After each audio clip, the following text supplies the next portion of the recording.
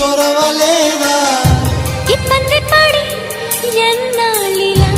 ఎలాగా మరి అందాల సిరి ఒళ్ళో ఇలా వచ్చేస్తే సరి